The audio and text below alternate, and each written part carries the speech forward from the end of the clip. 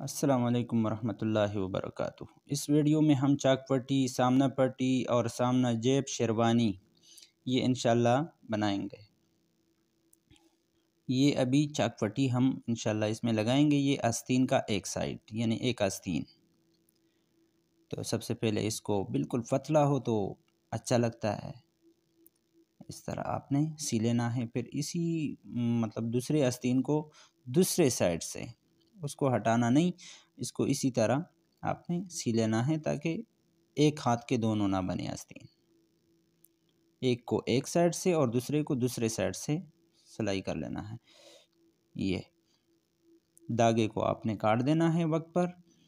और फिर इसमें अभी हम लगाएंगे चाक पट्टी। ये चूँकि हमने एक पट्टी बनाई थी प्रेस में, तो अब इसको दो बनाएंगे हम। ये सफाई हो गई और इसको बीच में काटेंगे। ये भी यहाँ पर। तो ये अब दो चाक पट्टियाँ हो गई, एक एक आस्तीन में और एक दूसरे आस्तीन में। तो ये आ गया जी।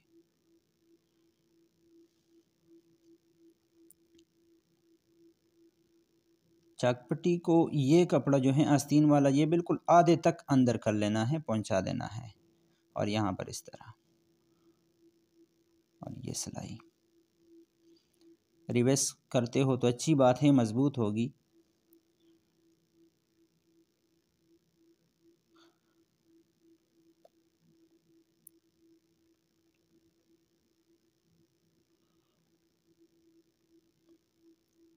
और सिलाई को मोड़ने के लिए सुई को नीचे करना लाजमी है। यहाँ पर यहाँ तक आ जाना है, इसे हम तावीज़ कहते हैं। यहाँ पर रिवर्स करना लाजमी है ताकि मजबूत हो। और फिर इसको पीछे की तरफ मोड़ देना है और यहाँ तक आ जाना है। इसके कई तरीके हैं, पर ये भी बिल्कुल सिंपल आसान सा तरीका है। चाक पट्टी में अगर काज बटन हो तो भी मसला नहीं होता। एक सिलाई एक किनारे पे, दूसरा दूसरे किनारे पे होती है, तो इसलिए इसमें सफाई भी होती है। ये दूसरे आस्तीन का दूसरा चाक पट्टी। इसको भी उसी तरह आपने कपड़े को आधे तक अंदर पहुंचा देना, पट्टी के आधे तक, ताकि कप में लगाने में मसला नहीं हो। यहाँ पर थोड़ा सा रिवर्स और फिर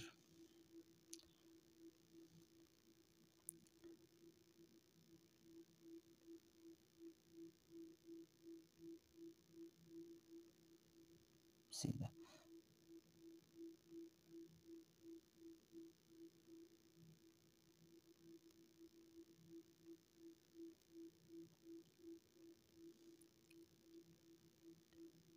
वीडियो को ज़्यादा लंबा नहीं करेंगे, बस सिर्फ चाक पट्टी, सामना पट्टी, कफ, शेरवानी ये बनाएंगे। और सामने पट्टी कट पट्टी है वो, उसको और जेब को लगाएंगे कमीज़ के अगले हिस्से में। शॉर्ट वीडियो बनाएंगे इंशाल्लाह। ये कफ, तो इसको उसी तरह ही ये प्रेस में ही हमने इसी तरह रखा था एक को, तो इसको भी देख लेना। और इसमें एक बात का ख्याल रखना जो शायद आम दर्जियों को पता नहीं होता, और ज़्यादा असर तो नहीं पड़ता, खैर सिलाई पे सफाई पे असर पड़ती है उसकी।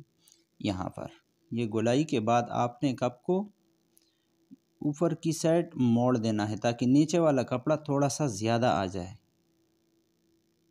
ताकि फिर कप को आस्तीन यानी आस्तीन के साथ लगाने में नीचे वाला कपड़ा जो होता है, ऊपर की साइड बुकरम होती है, नीचे की साइड जो कपड़ा होता है वो कम ना पड़े, बुकरम मोड़े नहीं।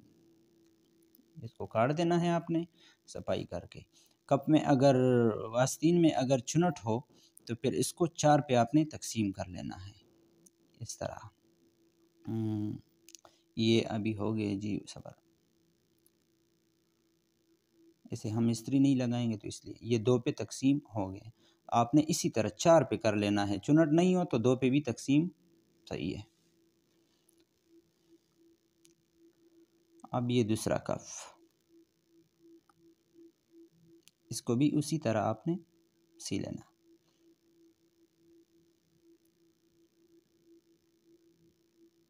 रिवेस यहाँ पर लाजिमी है और सिलाई को जिस तरीके से मैं शुरू करता हूँ कप पे या शेरवानी पे करूँगा, तो इसी तरह आपने करना है, डायरेक्ट नीचे से नहीं आना है ताकि धागा बाहर नहीं रहे।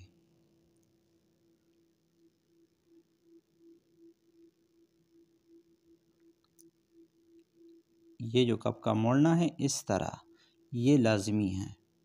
वैसे आम लोग ख्याल नहीं रखते हैं इसका। यहाँ पर रिवर्स और फिर इस तरफ निकलना है।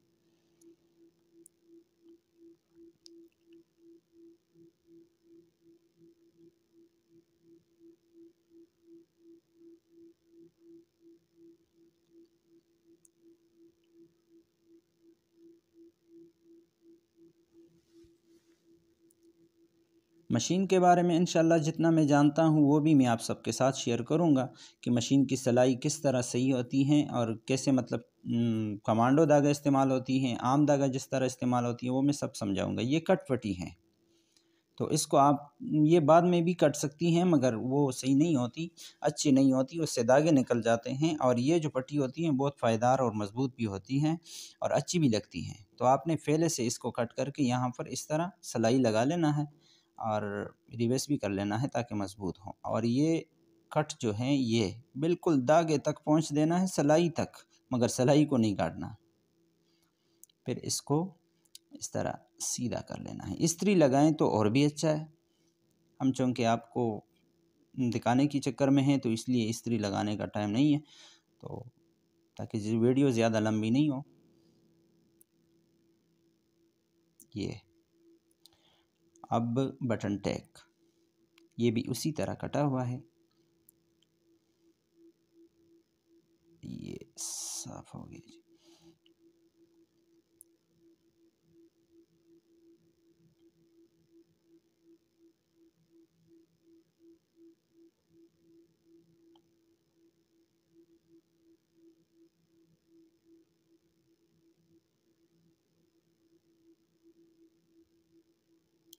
सिलाई नहीं कटे, सिलाई तक पहुंच जाना है आपने, यानी काट देना है सिलाई के बिल्कुल करीब तक।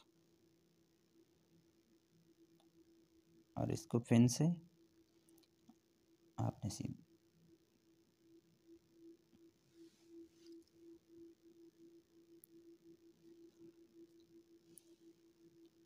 ये साइड के जेब, इसमें चूँकि 4 जेब हैं, कमीज़ में 3 और एक शलवार में, तो 2 साइड के जेब हैं, एक सामने का जेब है।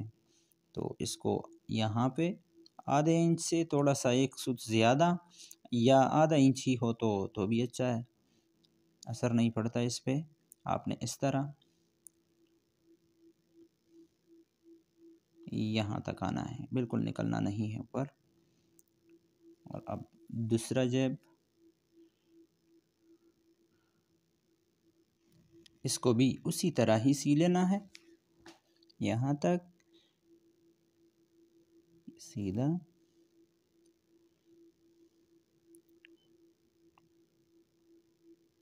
यहाँ तक।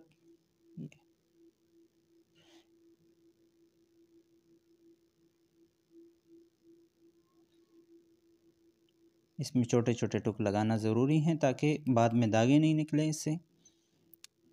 यानी एक किस्म का और लॉक है ये लाजमी होता है। जहाँ पर और लॉक नहीं होता तो ये लगाना ज़रूरी होता है। अब इसको सीधा सीधा करने के बाद आपने इसके ऊपर भी सिलाई लगा लेना है। ये जी, धागा काट दिया। अब ये गोल जेब है,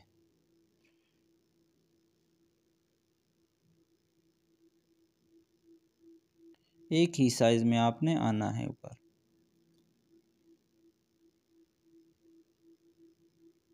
इसको इस तरह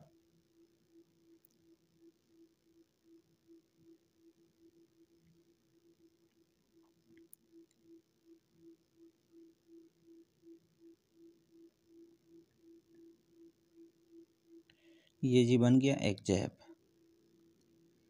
साइड का जेब। अब दूसरा जेब, ये भी उसी तरह ही कर लेना।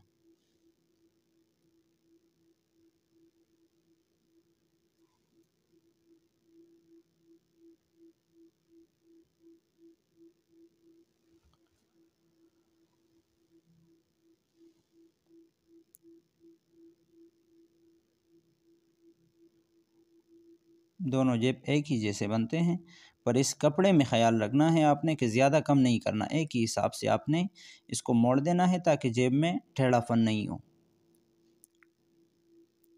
ये बन गए जी दोनों जेब। अच्छा जी, अब हम बनाएंगे शेरवानी। शेरवानी और कप का तकरीबन एक ही जैसी सिलाई है, यहाँ तक आ गई। इसी तरीके से रिवर्स और फिर यहाँ पर सुई नीचे, फिर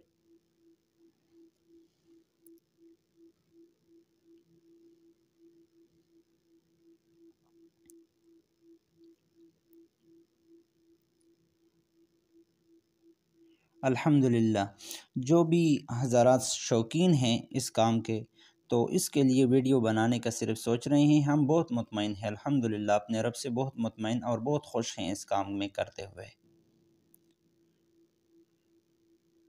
लोग कहते हैं कि अपने रोज़गार में लोग खुश नहीं होते, नहीं, हम अल्हम्दुलिल्लाह बहुत खुश हैं।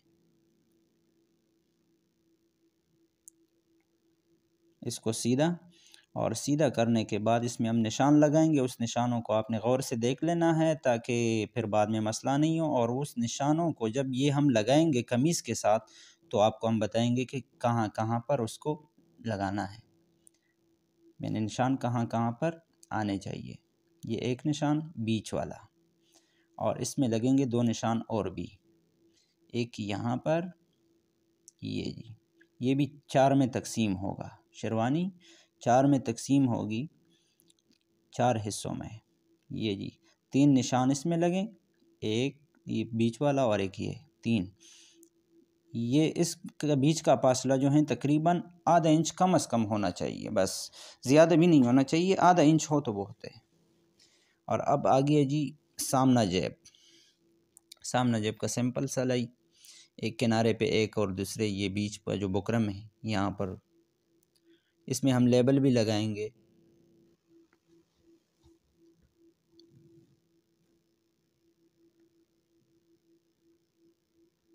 ये लेबल आ गया जी, तो यहाँ पर एक छोटा सा निशान,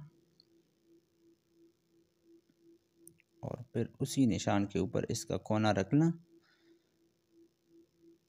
और ये आ गया जी लेबल के उस निशान तक। हम यहाँ पर थोड़ा सा रिवर्स करेंगे ताकि मज़बूत हो लेबल, बस। फिर वापस उसी साइड निकलना, फिर थोड़ा सा नीचे, और फिर यहाँ पर लेबल को वापस मोड़कर ऊपर से सिलाई लगा लेना है जी। ये तो ये जेब में लेबल भी लग गई। अच्छा जी, ये हो गया जेब। अब हम लगाएंगे बटन टेक और सामना पट्टी और जेब को कमीज़ के फ्रंट हिस्से के साथ। तो ये जो कट वाला साइड है इसको आपने मशीन के नीचे इस तरह रख लेना है, यहाँ तक आ जाना है, फिर ये कट के बिल्कुल कोने तक, और फिर इस तरफ, और फिर सीधा यहाँ तक। अभी हम उसको सामने पट्टी के लिए फ्रंट हिस्से में, कमीज़ के फ्रंट हिस्से में जो जगह काट दिया था उसको चेक करेंगे ताकि ज़्यादा कम नहीं हो। ये चूँकि पट्टी ज़्यादा लंबी है, और ये जो ऊपर की जगह है कट की जगह, ये आपने पौने इंच का छोड़ देना है। ये बराबर हो गई जी। अब यहाँ तक सिलाई लगा लेना है, फिर इसको बिल्कुल आधे तक, कमीज़ का फ्रंट हिस्सा जो है ये बिल्कुल आधे तक आपने पट्टी के अंदर कर लेना है, हाफ अंदर कर लेना है जी। यहाँ पर थोड़ा सा रिवर्स लगा लेना है ताकि मज़बूत हो जाए। और ये जो अभी फ्रंट हिस्सा है ये बिल्कुल आधे तक आपने ऊपर तक आना है, और थोड़ा सा टाइट रखना है ताकि चुनट नहीं आए इसके अंदर, इसको जी। यहाँ पर चूँकि पट्टी ऊपर कट की जगह पतली है, तो यहाँ पर आपने कपड़े को यूँ मोड़ देना है, काटना नहीं है। ये चूँकि जगह बहुत कम है, निकल जाती हैं फिर, तो इसको आपने यूँ मोड़ देना है। और यहाँ पर एक रिवर्स भी छोटा सा लगा लेना जी। ये तो हो गई बटन टैग। अब फ्रंट पट्टी जो लगाएंगे हम, ये चूँकि हमारे पास 1.5 इंच का है, आम तौर पे आजकल 1.25 इंच का और 1 इंच का होता है। तो ये हम सबसे पहले इसको बराबर करके यहाँ पर बटन टेक के हिसाब से निशान लगा लेंगे और यहाँ पर उँगली से नाखून से निशान लगा देंगे, पेन से नहीं लगाएंगे, वो नज़र आने आएगा तो बुरा लगेगा। तो इसको जो निशान मैंने हाथ से लगाया था उँगली से, यूँ काट देना है और ये चूँकि लंबा है तो इसको काटते हैं। अब इसको यहाँ पर इस तरह मोड़कर इस पे कोई चीज़ रखें वज़नी, अक्सर लोग दांतों से दबाते हैं पर कैंची से भी इस तरह ये बैठ जाता है। और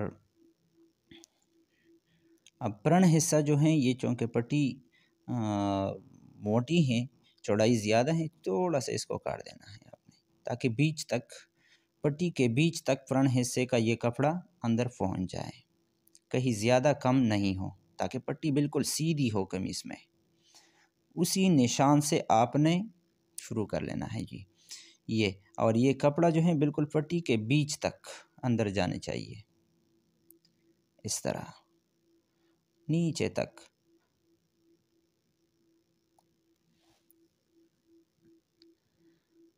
अभी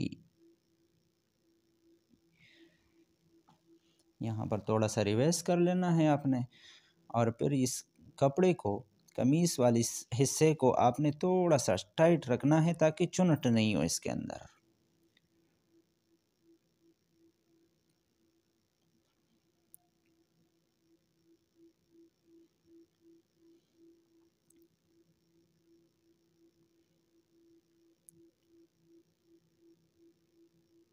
इसको आहिस्ता आहिस्ता करें ताकि टेढ़ा नहीं हो सिलाई।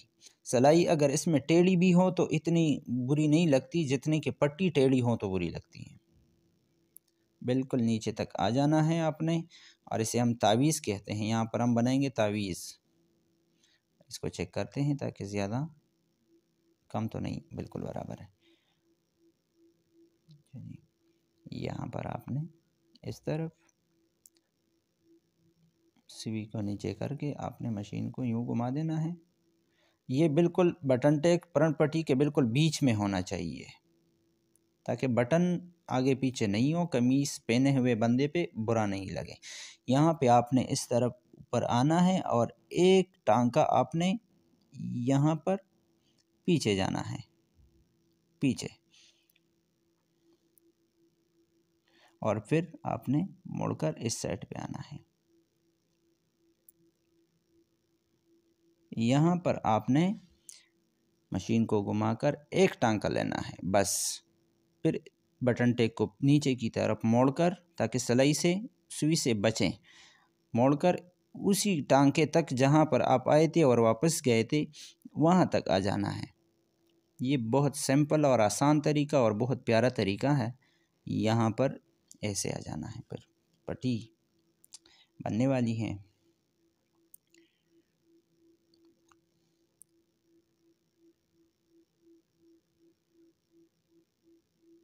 ये जी, अब देखते हैं कि कोई लंबा चौड़ा मतलब कोई मसला तो नहीं है इसमें। नहीं जी, बिल्कुल बराबर है, बिल्कुल बराबर, बिल्कुल बराबर। अच्छा जी, अब हम इसमें लगाएंगे सामना जेब। सामना जेब चूँकि आम तौर पे 8 से 8.5 तक लगता है, इसमें हम लगाएंगे 8.5 में। वैसे निशान पहले से लगा हुआ है इस्त्री से, जो शायद आपने देखा होगा प्रेस में जो हमने निशान लगाया था वो 8.5 में ही है। अभी दिखाता हूँ, ये 8.5। ये चूँकि हिंद से इस साइड से छोटे हैं, पतले बारीक हैं, नज़र नहीं आ रहे हैं। दूसरे साइड का देखते हैं,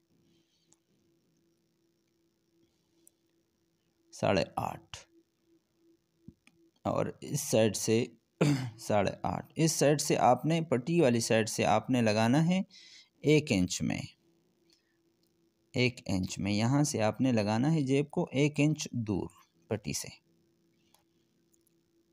और जेब को इस तरह रख के आपने मज़बूत करना है। लेवल भी मज़बूत हो जाएगा और ये जेब भी मज़बूत। और फिर इस धागे को आपने